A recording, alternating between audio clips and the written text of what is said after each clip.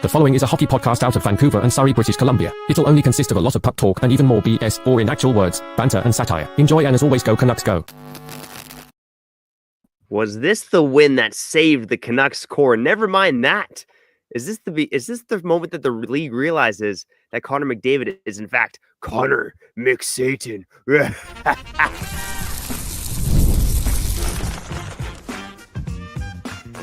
You're Locked On Canucks, your daily podcast on the Vancouver Canucks, part of the Locked On Podcast Network, your team every day. Hey, welcome to the postcast here on Locked On Canucks. My name is Trevor Beggs, co-host of Locked On Canucks and also a Canucks writer with Daily Hive Vancouver. And let's get into it. I'm joined by my co-host Kyle Bound, sick as a dog, but still showing up for the people here on Locked On Canucks. And with the odds stacked against the Canucks, a tumultuous day, we learned that JT Miller possibly almost got traded to somewhere in New York.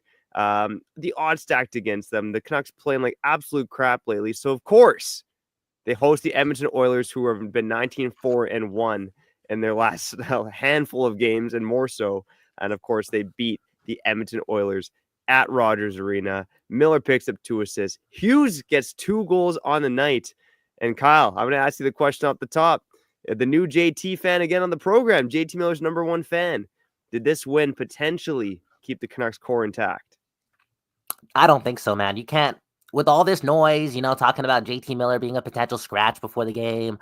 Elliot Friedman's, he talks a lot, but everyone was talking about it. It all started with Rick Dollywall in the morning saying the Canucks are heavy on JT Miller talks, hearing the Devils are involved, blah, blah, blah. One win where you win 3-2 against Connor McDavid and the Oilers. Yeah, you only allowed, 16, 17 shots again. Congratulations, but this team also only had 9 shots in the last 2 periods of the game. You know what I'm saying? A lot of dumping and chasing in the last next 40 minutes. Still didn't see anything from Pettersson. Pettersson's just collecting a check out there now, albeit okay. In the third period, he was bringing some physicality, doing his thing. But again, I'm just answering your question. You really thought it was the game that saved the core of the Vancouver Canucks?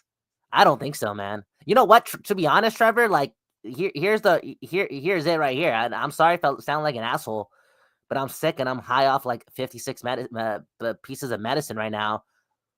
And I know JT Miller did react to McDavid cross-checking Connor Garland in the face.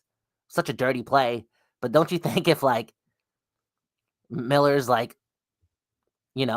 in completely with the Vancouver Canucks, he goes berserker to McDavid? That would have showed me something, I don't know if I'm picking at things now, but that was a dirty play by McDavid, and McDavid was just allowed to skate to the bench afterwards. You know what I'm saying? It didn't really matter. We were just happy that he got 5 in a game. If this team was bonding, if it was a close moment, then it would have been nice to see McDavid and company and Draisaitl just get jumped. That would have been something. I like how you're tasting blood, my friend, and it's not because you're coughing up blood there over in your cage over there, but. Look, I will say this in terms of the question about did this win keep the Canucks core intact? In a nutshell, no, I don't think so. But that being said, I don't see this team going out and trading JT Miller tomorrow or Monday after a night where he had a couple of assists. And again, the Canucks beat the Edmonton Oilers. I do think that, and I've said it time and time again, everydayers know that the best course for the Canucks is for them to figure it out internally. And for Miller and Pettersson just to figure it out, because you're more likely than not going to win that trade if you trade JT Miller or Elias Pettersson now. Maybe we'll get into more of the Miller trade talk on the other side, because this is the postcast here on Canucks. Let's talk about the good. Well, let's kick it off by talking about this. I mean, this Canucks team has, after being the best first period team in the NHL last season, has been arguably the worst first period team in the NHL this year. So tonight, and I mean, they did this against the Leafs a little bit, but I don't think they didn't cross the 10-shot threshold in the first period in that game. They came out firing against the Oilers tonight. And again, it was a night where they've coming off back-to-back blowouts. For them to at least show up in the first period against the Edmonton Oilers team and really take it to the Oilers. And not just that, Kyle, to be honest, they handled the Edmonton Oilers at even strength all night long. And Rick Tocchet hockey, it's not quite as sexy as Brock Besser. It's about as sexy as you and me after about 4 or 5 beers. When we started looking a little haggard, man. We look 31 going on 45. Rick talking hockey's not sexy, but they got the lead. They shut things down. And on the whole, tonight, the Vancouver Canucks only allowed 2 high danger chances at even strength. Of course, some more looks on the power play, some more looks at 6-on-5, but they got the lead and they shut things down. And, to me, maybe one of the biggest surprises tonight was the fact that Tyler Myers and Carson Soucy were the main guys. They were reunited again, and they were the main guys that went against Connor McDavid and Leon Draisaitl. And based on the way those guys have played this season, I was nervous, man. I felt like throwing up. But they actually kind of handled their own tonight, which is surprising. I think that's where you and I are a little indifferent, because I feel as if that matchup, and we saw it against the series against the Oilers too, like, it's destructive, especially when, now let's be honest, when McDavid and Draisaitl are both on the ice at the same time, they're gonna kill 99% of any competition, right? That is just the truth. But again, we saw it in the series against the Oilers last year. I didn't see Soucy and Myers hold their own. I felt as if Draisaitl scored a lot of goals. McDavid was getting his points, and I feel as if after the Canucks dominated the first period, we saw that hard matchup. And correct me if I'm wrong. Like, maybe I'm seeing things, but did they get worked on the first goal from Draisaitl? Like, were they on the ice for that? And did Soucy not take a penalty against Draisaitl that led to the Draisaitl goal? Yeah. Like, those guys have the puck in the neutral zone against Soucy and Myers. Like, I'm sorry. What other coach in hockey is avoiding playing Hronek or Hughes against those two because your other option is Soucy and Myers? I feel as if kind of got them in the game, but in the third period, they did hold it down. Let's give credit to the Canucks. I was about to say, maybe the Oilers retired, but I was really impressed with the third period.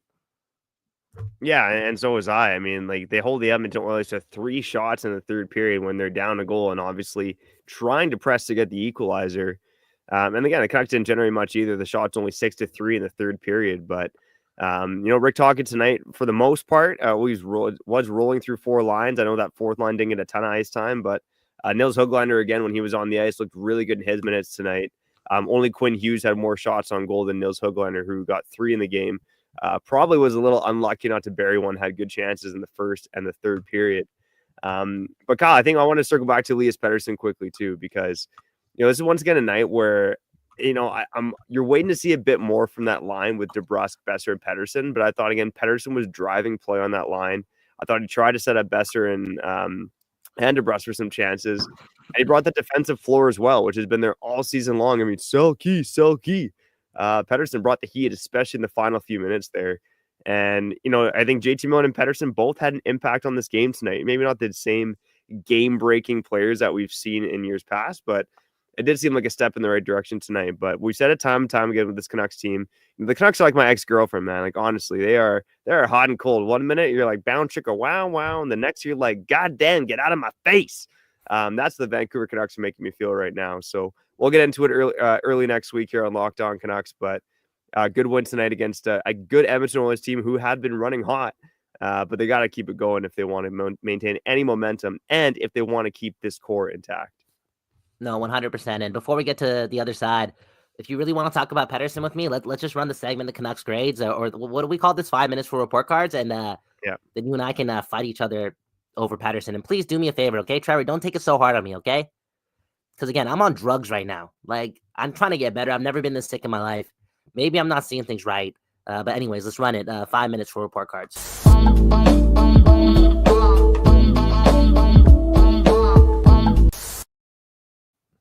Okay, you know the deal. We go through every player in 5 minutes and just grade them. So I'm going to go really quickly just so we get to Pettersson, okay? Brock Besser, C+. Carson Soucy, okay, sure, B. Connor Garland, A+ for what he did at the end of the game. He saved the game. He annoyed Connor McDavid, got him off his game, and got him suspended for a couple of games. Congratulations. More on that in a couple minutes, too. You want to know the other darkest secret in the NHL? There's Connor McDavid is treated like something else. Straight up. Mick Satan, Mick Jesus, Patrick Mahomes. Again, more on that in a couple of minutes. JT Miller, let's give him an A because, the 2 assists, everything that he's going through, he shoved it up my ass today. Congratulations, Philip Hronek. I'll give him a B. Danton Heine with the goal, B+. Niels Höglander, B+. Pius Suter, B+. Derek Forbert, B+ too. I liked his game today. Yeah, really liked his game. Phil DiGiuseppe, I'm sorry. I like Phil DiGiuseppe's game today too. He was heavy the whole game. I'm going to give him a B+ too. And let's go right to it. Elias Pettersson. Dude, Yeah, I'm you just getting. brought up how. Go ahead. No, you go first. Go first, brother. Yeah, I was gonna say Elias Pettersson for me is an A- tonight. I mean, I think I want to see more from Brock Besser Oh, and Jake DeBrusk in that line. They're supposed to be top 6 wingers for this team, and it's been clear all season long that Connor Garland is the team's best winger, and he was up at 22.5 minutes tonight. One of the team leaders in ice time. I mean, Garland was a little spark plug all night long, and of course, stirring things up at the end. But I really liked Elias Pettersson's game tonight. I do think if he got more help from his wingers, because he was creating, he was making plays on the boards. The kind of shifty moves that we've seen in the past from Pettersson, little things. I don't want to call them little things, Louis. That's a dark curse, but really liked a lot of Pettersson's game tonight. Quinn Hughes with the 2 goals. I'm still waiting for Quinn Hughes to get that hat trick goal. Again, no Canucks. In case you don't know, no Canucks defenseman has gotten a hat trick since Dave Babbage back in 1991. Kyle, you and I were still on our father's ball sacks back then as little sperm. So it's been a long time dude. since the Canucks defenseman has gotten a hat trick. Yeah. Kiefer No, let's Sherwood. circle back to Pettersson, man. Screw these other players, man. You know what? I will touch on Quinn Hughes just a bit too. It was nice to see Quinn Hughes put this team on his shoulders in the first period against the Oilers. Like, I'm not being harsh, but this guy's the Hart Trophy guy, right? He's up against Draisaitl. Draisaitl always scores against us. If Quinn Hughes is that guy, he's gonna have to start putting up points against the Oilers. That's just the truth, and he did that today. I really enjoyed that. You know, the team needed that, and their captain came through. But Pettersson, like you talk about, like correct me if I'm wrong, but Miller was matched up against Draisaitl and McDavid the whole game. Like, who the hell was Pettersson playing against? And you get paid $11.6 million. How about create a cushion for your team and give us a point or two? This guy's 29 points in like 38 games. This guy's turning into Jonathan Huberdeau or Philip Deneau. Or like what, dude, it's almost February, bro. It's almost February. You include the playoffs, we're looking at 100 games where this guy's put up like 55 points or less. Dude, enough is enough, man. Enough is enough. Like we just talked about Miller picking up 2 points when all the pressure's on him. Quinn Hughes picked up 2 goals against the Oilers. Yeah, congratulations, Pettersson. You drew a penalty. But I don't know, man. Enough is enough. Like, where's his Hockey Night in Canada moment, man? Anyways. You're starting to sound like a lot of our commenters right now, Kyle. So I think you're going to endear yourself right now. But, I see Mel Vaughn in the comments saying, Pettersson, you're paid to score. Look, I see the rationale, but also, like, that's the same. To me, it's the same argument as saying Connor McDavid didn't score tonight. So, like, what the hell is going on with him? Again, like, Pettersson's got to hit another gear to be worth 11.6. But that being McDavid's said, allowed to take a break. This guy picks up a point every game. This guy picks up a point every game. McDavid's all right. Oh, it's okay if he doesn't get a 2-point game here and there, but like, when is Pettersson going to help this team pick up dubs, like, on the scoreboard? This team struggles with offense. Oh, there's another reason why we went 40 minutes of hockey with freaking 30 minutes of hockey with like 6 shots on net. I know we got a couple towards the end of the third period. I'm happy, don't get me wrong, but there's always those elongated breaks where the Canucks cannot produce offense, and you best believe one of their biggest reasons why is because their highest paid player is not producing shit.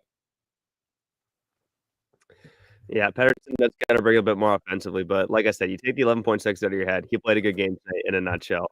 In the long haul and going into the wider scope, yeah, he does need to produce more. There is no question about that. Kyle, let's cut to break here. Lots of comments popping off that I want to get to, and let's touch on it too. The JT Miller rumors from earlier today.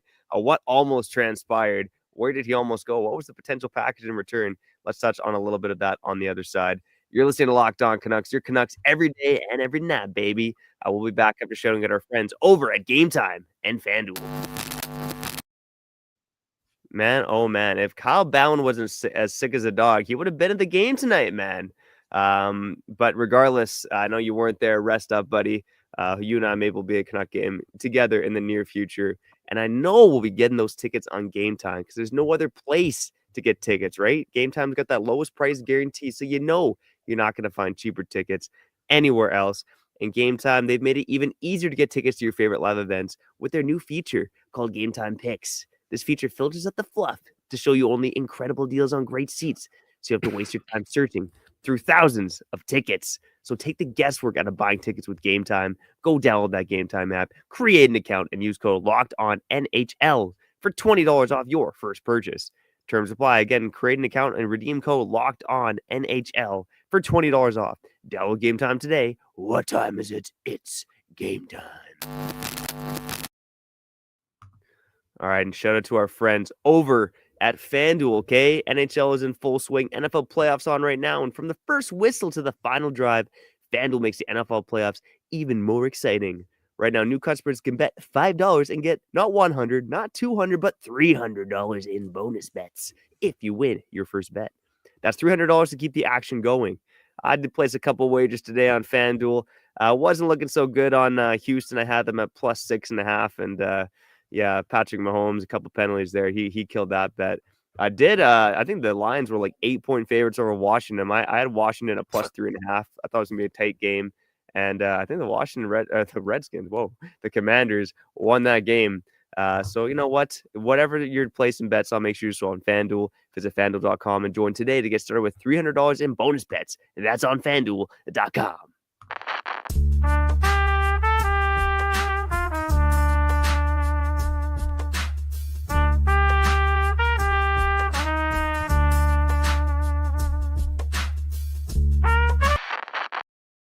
People, we back doing this, and that's talking about a Vancouver Canucks win. Kyle Ballin, Trevor Beggs. I got to be more positive. But like I said, man, I'm on drugs right now. Dude, that's crazy how much medicine I've been taking over the last couple of days. My eyes are hurting, and I'm still doing this, and I'm ready to get humbled.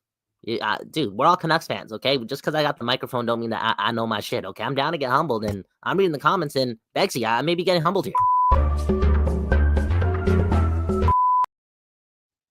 This one comes from Mike Laval. Okay, shout out to Mike, a big part of the Discord, always chirping down there and doing his thing. I like the positivity because Mike's he's a critic, but he's positive when we win, and I got to be better at that. Okay, I'm sorry, people. I'm sorry, Trevor.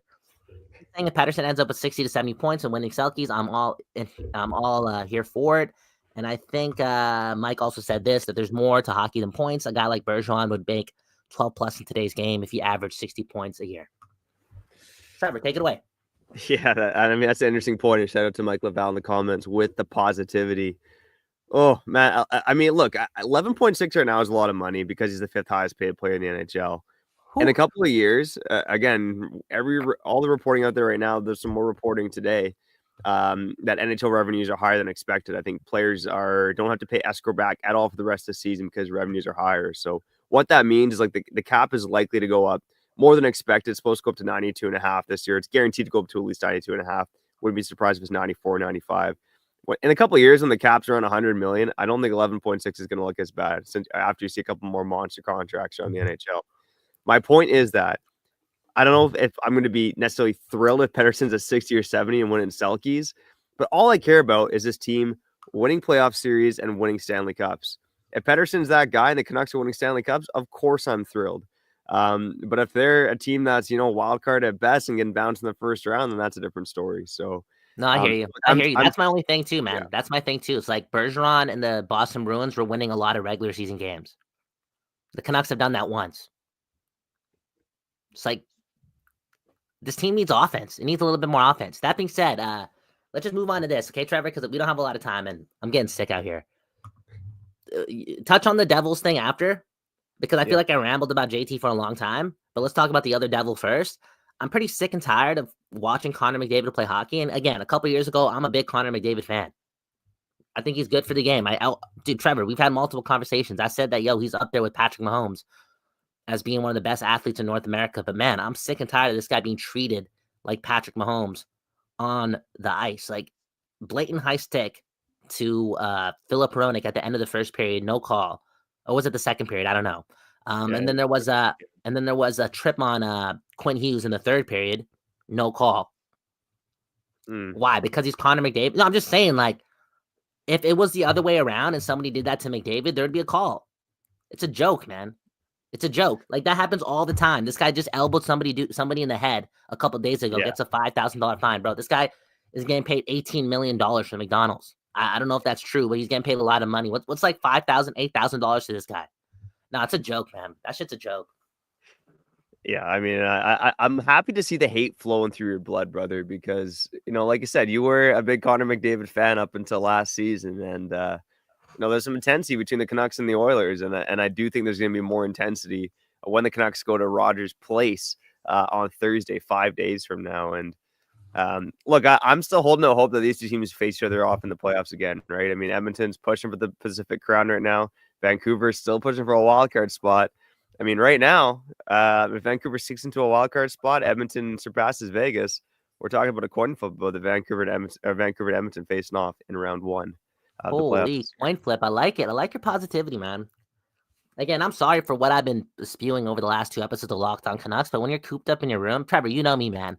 How often am I home? Dude, I'm never home. This is insane. Like being inside for this many days in a row, it's driving me nuts. Again, I'm sorry that my West Coast bias is at a bare minimum. Anyways, Trevor, yeah, F McDavid. I don't like that ish.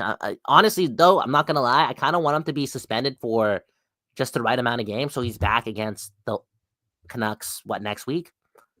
Yeah, so he'd have to be suspended for only 1 game because I believe the Oilers just Oh, play never mind. on Tuesday against Washington and then again against the Canucks on Thursday. So Okay, he's never suspended mind for then. 2 This guy's games. got to get like 2 or 3 games at least, Yeah, right? I think he's getting 2 games. I think him and Myers are probably both getting a couple games each. And okay, before we get into the Miller thing, let's hockey nerd out, bro. Like, I know we're like not giving up a lot of shots. The Canucks, give credit where credit is due. It's been like this for like 20 games. I know there's been moments where we break the F down, like against Winnipeg and the Kings in recent history, but I feel like, like no team is getting more than 25 shots against us. That's a given. That being said, if Myers gets suspended for a couple days, I wouldn't mind seeing Brandstrom again. I know I keep sounding like this guy, but like, what does this mean? Noah Juleson just replaces Myers? Like, I don't know. I just kind of want to see. And don't you get to call up Brandstrom without having to waive him too, like for 30 days or whatever? So Yeah. again, to talk to me there. Who do we replace Myers with here? Well, I mean, look, the 2 defensemen that are with the Canucks right now who didn't play tonight are Noah Juleson and Guillaume Brisebois, right? So there's an argument that Eric Brandstrom is 9th on the depth chart. But I want to float this idea out to you and you listening right now here on Locked On Canucks. Your Canucks every day and every night. The Canucks obviously have struggled immensely to move the puck up the ice from their defense this season. And I do think a lot of it is the fact that they got one pair that can move the puck and no one else can do it. But Kyle, here's an idea I've been floating around in my head. What if the Canucks had Hughes on a pair, Hronik on a pair, and Brandstrom on a pair? Then you got 3 pairs that you can roll out with a guy on each pair who actually knows how to move the puck up the ice. I mean, I don't think it's rocket science, man. Tell me that's not an intriguing idea. Well, dude, Trevor, maybe this week you can just give us the obvious fact. Like, I want to know what the Canucks record is with Brandstrom in the lineup versus not.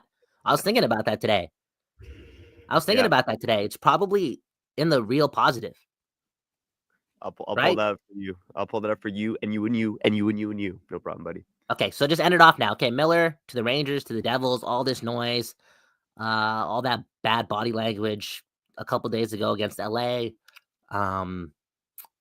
Again, there's so much going on since the last time you spoke about it. So I'm gonna sign out here. I'm just gonna listen to you. Then you're gonna end off the show. Like, what are your thoughts on this? Because it's like it's pretty insane, and it's ironic how we played the Oilers today. Because if you watch like Game 5 highlights, he scores like, May the 16th, he scores a goal with like 30 seconds left to win Game 5, right? And he's the man. And I watched his interview after Game 7. He's tearing up because he loves the fans and he loves the city. Yeah. And a couple days ago, I'm like, yo, like, let's get rid of this guy because he doesn't want to be here. And now we're hearing that he was almost a scratch today. And the Devils and the Rangers and boom, bam. And yeah, so Trevor, take it away. Look, I just got to tell Canucks fans, be careful what you wish for because we see it in the comments. You see it online. You see it when you talk to buddies. There's a whole swath of you wanting to trade Pettersson. There's a whole swath of you wanting to trade Miller. You do that, your center depth is crushed, right? Depending on what you get in return. But, if you trade with the Rangers and it's like Philip Hedl coming back, or you trade with the Devils and it's Dawson Mercer coming back, who's largely been a winger, I might add. Like this team is just, it's creating more problems, in my opinion. Again, unless the situation is so untenable that they can't play together, you are creating more problems by trading one of Miller or Pettersson. Now, that being said, obviously, Elliot Friedman name-checked the Rangers today. Look, if there's a package for, Schneider and Hedl, that has, there's some intrigue there. But again, I'm not a huge fan of that trade. The team that makes more sense to me, if they are in fact going to trade Miller to the Devils or the Rangers, is the New Jersey Devils. And I think when you look at New Jersey right now, Simon Nemec, he's obviously not happy about playing in the AHL right now. The number 2 pick in 2021, I believe. I'm not sure if I have the year correct, but he was the number 2 overall pick in the draft a couple years back. look, I think he's going to be a really good NHL defenseman, a really good right shot defenseman. That's an intriguing piece to get back to your hockey team. And it's intriguing to have Hughes, Nemec, and Willander as 3 defensemen in this core moving forward. So the Devils, to me, make more than the Rangers. I think from the Devils' point of view, it makes more sense to make that deal. Tom Fitzgerald, their GM this week, said that they want to add a little extra oomph to their lineup. And I think JT Miller is a very oomphy player when he feels like playing that way. So again, the Devils make more sense to me, but make no bones about it. Again, I've said it time and time again, and I will say it again. Unless it is so untenable in that locker room that those two cannot play together, then I think you got to hold on to him, JT Miller and Elias Pettersson. It is. So that's what I'm hoping for. I'm hoping this core can turn it around and figure it out.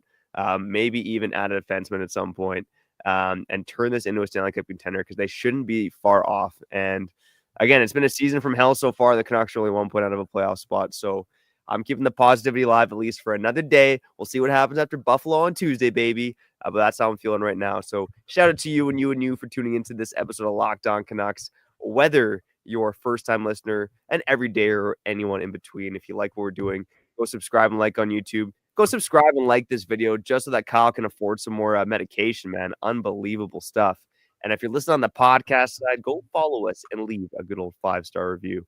That's another episode of Locked On Canucks in the books. Canucks 3, Oilers 2. Suck it, McDavid. And we'll see the Oilers again soon. And you'll see us even sooner here on Locked On Canucks.